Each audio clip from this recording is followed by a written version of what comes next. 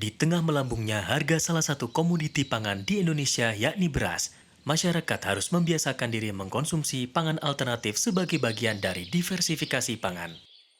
Program diversifikasi pangan sudah lama digaungkan pemerintah, namun keberhasilan program ini masih sulit terukur.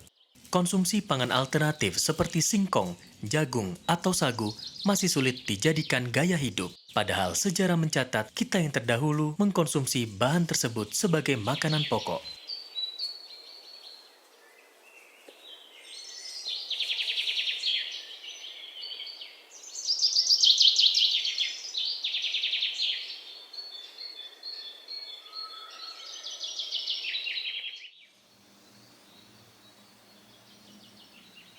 Saat ini, pemerintah sedang mengembangkan alternatif pangan. Salah satunya adalah sorghum.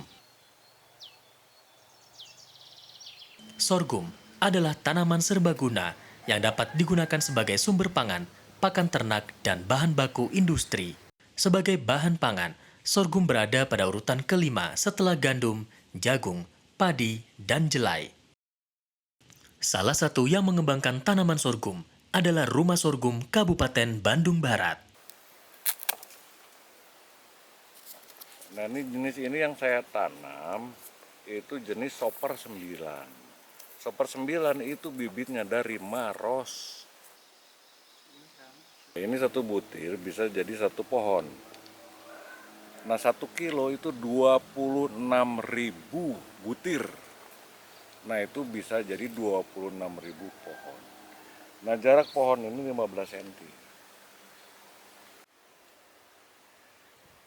Satu, sorghum ini adalah mudah tanamnya. Yang kedua, penyakitnya sedikit.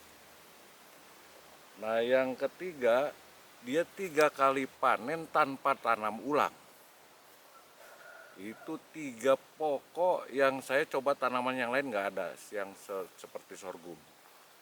Nah, sorghum ini itu pengganti beras. Ini bisa jadi beras sorghum.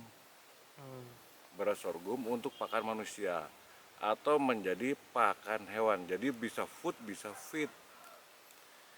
Nah, bisa food itu untuk pakan manusia. Cuman kan menjelaskannya agak sulit ke pakan manusia. Manusia masih sorghum bisa dimakan sih? Bisa jadi beras sorghum. Yo, ngopi atuh ngopi. Jadi suka bulu kumanuk deui beak pisan tuh. Oh jangan nanggantian dikit-dikit acan tuh. Kalau dari BB Biogen itu namanya Bioguma. Nah bedanya sekarang ini 1 hektar bisa 10 ton. Kalau Bioguma 1 hektar itu 7 ton. Umurnya Bioguma 115 hari, ini 100 hari. Nah ini penyakit daun segala macam ini nggak ada penyakitnya. Perawatannya mudah sekali. Jadi tanam pertama atau ratun pertama itu kan dia pertumbuhan. Itu pakai urea 150 kilo 1 hektar. Untuk menjadi buah itu 350 kilo NPK. NPK itu ada natrium, ada kaliumnya untuk buah. Itu juga nggak bawa karung.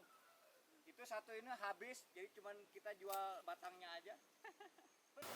Nah ini maunya antara 50 sampai 700 meter DPL. Di atas 700 DPL kayak ini 900 ini tidak begitu bagus. Tapi ini berhasil, Pak. Ya ini lumayan lah. Menurut saya lumayan. Karena Bioguma lebih besar, Pak. Bioguma itu 1 batang begini bisa 2 on. Ini kan kecil-kecil, paling 1 on nggak nyampe. Wah ini pegang, Pak. Ini isinya pertanian saya cuma 1 ini.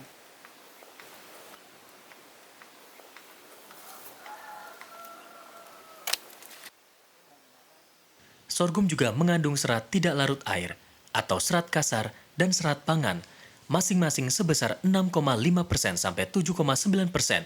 Kandungan protein pun seimbang dengan jagung sebesar 10,11%, sedangkan jagung 11,02%. Begitu pula dengan kandungan patinya sebesar 80,42%. sedangkan kandungan pada jagung 79,95%. Sorghum dapat dikelola menjadi beberapa alternatif pangan seperti beras sorghum, gula sorghum, dan tepung sorghum. Hanya saja, yang membuat tepung sorghum sedikit peminat adalah karena tidak adanya gluten seperti pada tepung terigu. Cita-cita saya adalah mengurangi pemakaian tepung terigu. Dengan ganti tepung sorghum, itu sudah menggantikan terigu. Saya belum bercita-cita menggantikan beras. Padahal ini bisa jadi beras. Saya udah bikin beras sorghum. Dan sudah dibeli oleh dokter ITB yang berpenyakit gula. Saya bilang, udah makan ini aja. Dia beli 2 kilo untuk 1 bulan. Nah cuman bedanya gini, kalau di online harganya 44.000 1 kilo, saya jual 22.000. Padahal kalau bisa lebih murah, saya pengen lebih murah dari beras. Beras kan berapa? 14.000. Nah saya pengen dia 12.000, bisa sebetulnya. Cuman saya mesti punya mesin sendiri, nggak ada ongkos angkut, segala macam saya kerjakan sendiri, bisa. Gitu. Kalau dia lebih murah dari beras, ini pengganti beras. Nah jadi Pak Jokowi punya wacana ini pakan alternatif, ya. Betul, pakan alternatif. Nah cuman kan sosialisasinya agak lebih repot kalau untuk pakan manusia beracun apa enggak dan seterusnya. Saya mesti menjelaskan banyak panjang lebar. Iya Pak. Itu baru dia mau makan berasnya. Kalau buat feed, itu nggak ada masalah, udah kasih makan ayam, udah pengganti jagung, bisa. Saya tawarin ini sorghum, sok aja kalau lebih murah dari jagung, nggak bisa, ini pasti lebih mahal. Karena nutrisinya jauh lebih tinggi. Ini nutrisinya kalau protein dia 9% basah. Kalau sudah difermentasi menjadi 11%. Sedangkan jagung itu proteinnya lebih rendah daripada ini. Gulanya dia mengandung gula, tapi gulanya gula buah. Jadi tidak berbahaya bagi tubuh. Sekarang kalau gula tebu misalnya, itu kan namanya glukosa. Ini sukrosa. Beda ya. Sukrosa sama glukosa beda.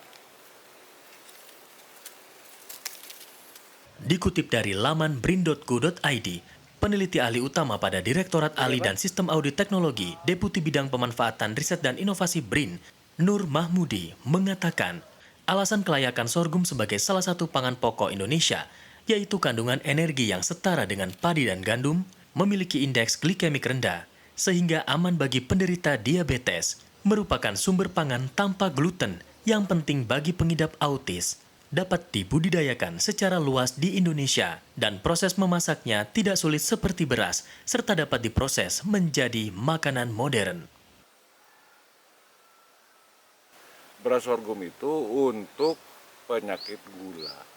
Dia tidak boleh makan gluten. Ya, gluten itu adalah lengket, jadi seperti terigu nggak boleh, tepung ini boleh. Nah ini dimakan oleh autis. Nah autis harus makan ini, kalau enggak tambah jadi autisnya. Harus makan ini.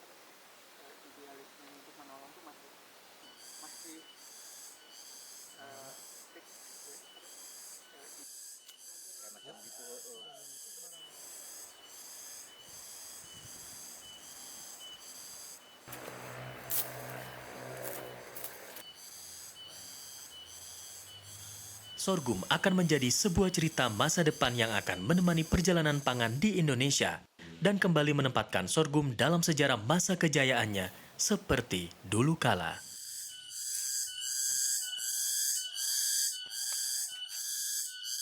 Mana?